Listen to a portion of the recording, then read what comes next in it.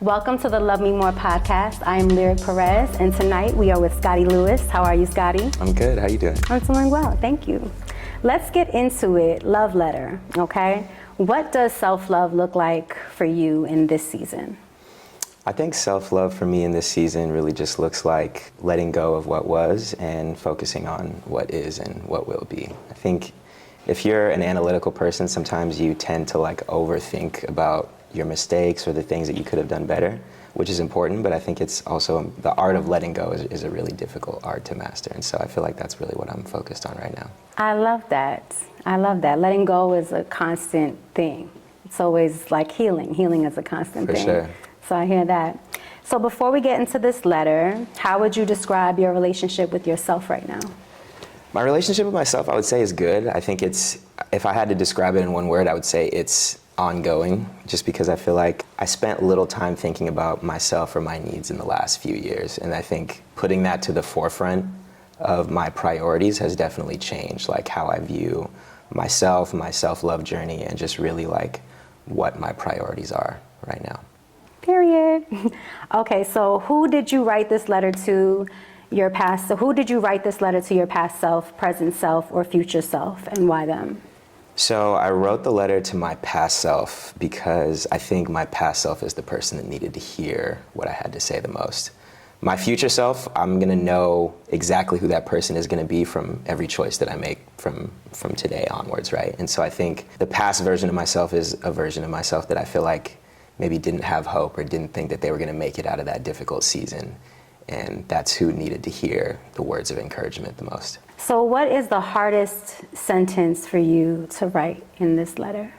So I have a sentence in the letter that says, the price of progress is pain.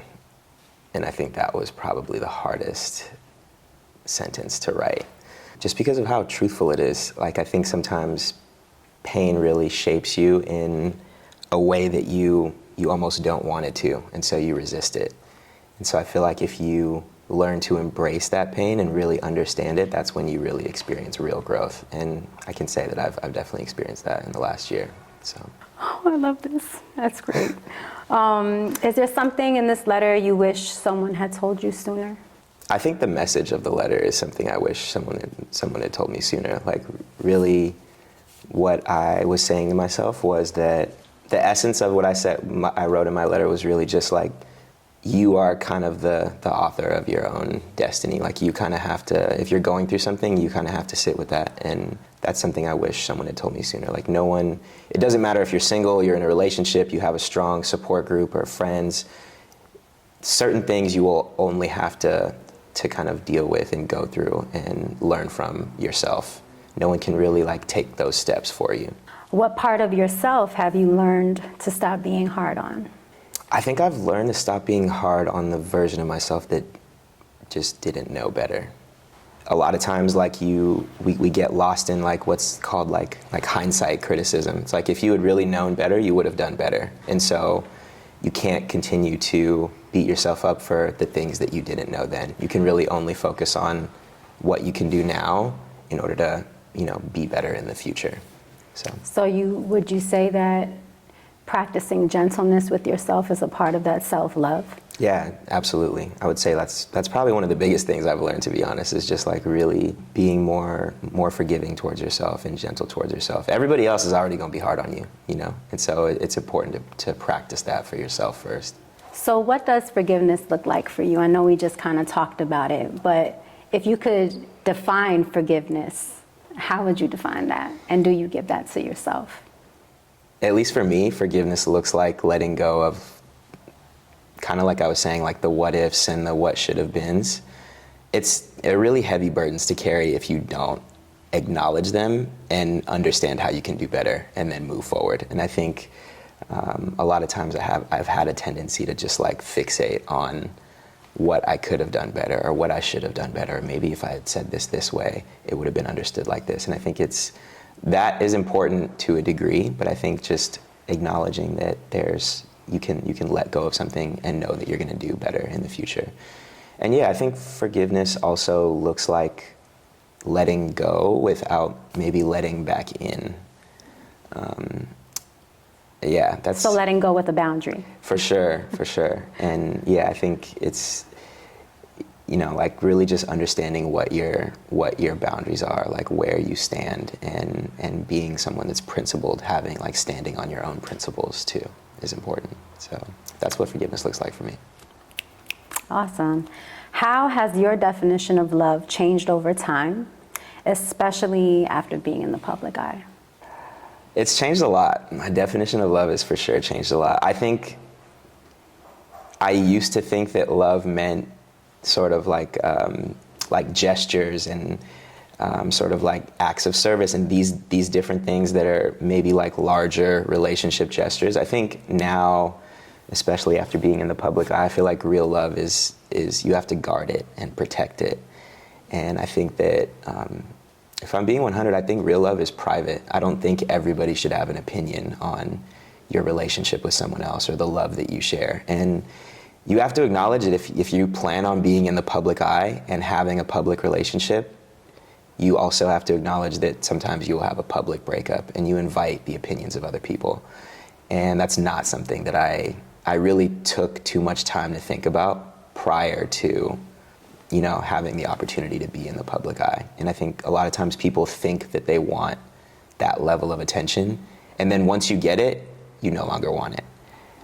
So yeah, that was a really tough lesson to learn, but I think it was a really important one as well. Like you need to guard your love and protect it, and really understand how rare like real love is in today's generation society with social media and AI and like the illusion of options. If you have real love, you need to protect that for sure. I love that. I have another question for you. If when it comes to love, how do you feel when you feel love? It could be in love. How do you feel when you feel love, and how do you express it so someone else understands that feeling? Oh, deep. I would say I feel like I express love through like care and consideration. Like if I really love someone because I'm constantly thinking of ways to make their life easier and to like remove their stress. So anytime I've been in love, I can feel myself feeling like, okay, like this person's the top of my priority list. What can I do to make their life better today or make them smile today? And when you constantly, like when that's almost like an automatic response, I think, at least speaking from the male perspective, I think that's when you love someone. So tell me, if you could summarize your letter in one promise to yourself, what would it be? Keep going. 2-word response. Just because I feel like that the essence of that letter is really what got me to where I'm at today. And I think it's so easy to give up when things get difficult. And I'm just really glad that I didn't do that. And so I think just honoring that message and continuing that is going to go a long way. Love that. Yeah. And what boundaries are you protecting more intentionally this year, since you were talking about them earlier? Yeah, I would just say I'm protecting boundaries of peace. And I think I'm also protecting just maybe not falling so much for someone's potential. I think like I've had a tendency to do that in the past, and really just focusing on my own. The right person will, I think, accommodate to like the things that you have going on in your life, and you should also be willing to accommodate to what they have going on in their life. And so, mastering that like balance of compromise, I think, is a really difficult thing to do in relationships. And I think that's why a lot of people break up, is like one person is willing to compromise less. So really just like learning what you're willing to compromise and what you are just absolutely not willing to compromise. Those are things I feel like I'm really just like being more intentional about this year. Well, thank you so much for your responses. It sounds like you've been doing a lot of inner work. For sure. I can tell. Yeah, thank you. I appreciate that a lot. So let me know, do you mind reading the love letter to yourself? Don't mind at all. Let's do it. All right. Okay. Dear Scotty, most of us spend our lives waiting for someone else to say the things we need to hear.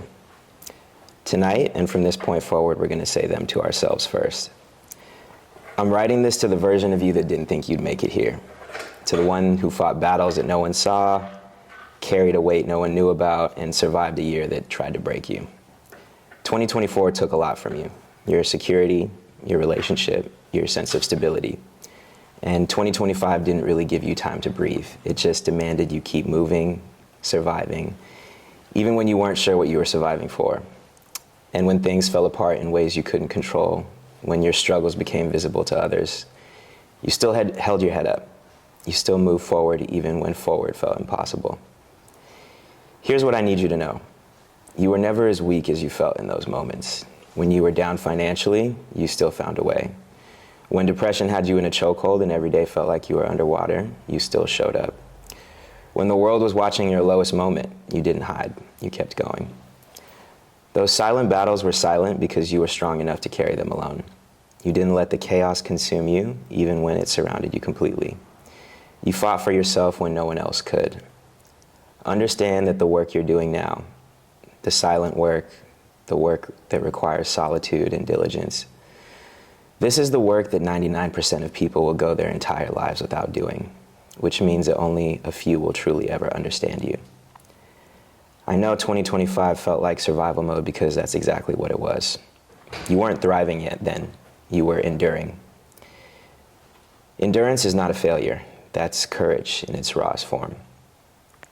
I'm so proud of you for not giving up even when giving up would have been easier, for choosing to fight when the fight felt pointless, for making it to 2026 where the fog is finally lifting and you can see yourself clearly again. No longer broken, not defeated, but stronger, wiser, and free. Pain is the price you pay for progress. You will never get one without the other. You survived the year that tested everything in you, and now you get to rebuild, not from scratch, but from strength. With all of my love and respect, the version of you who made it through. This is so beautiful. Thank you so much for sharing that, Scotty. That was really beautiful. I feel like I've learned a lot. I hope you've learned a lot too. Can you let everybody know where they can find you at? If you're tweeting or Xing, I don't know what we call it anymore. If you're tweeting on if you're giving advice on your Instagram, what's your Instagram handle and what's your? Yeah, so it's just Scotty S. Lewis on all platforms. Okay. Yeah. Check them out. Thank you so much. This has been a love letter.